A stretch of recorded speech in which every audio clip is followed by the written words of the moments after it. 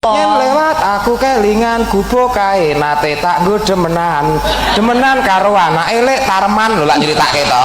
Mule-mule mlentung telung wulan sing ora penak ngesor iki tanpa bantal tanpa kloso dek remeh men wong wedok mau diglethekke ning suketan.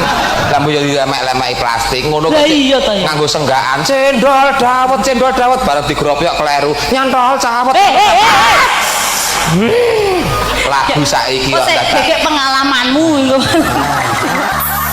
Yen lewat aku kelingan gubuk kae nate tak nggo demenan karo anak elek Tarman lho lak nyritake to.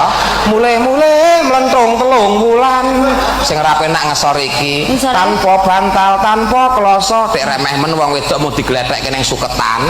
Lah mbo yo dilemek-lemeki plastik ngono kok nganggo senggakan cendol dawet bareng digropyok kleru nyantol cawet. Lagu saiki kok gek pengalamanmu iku.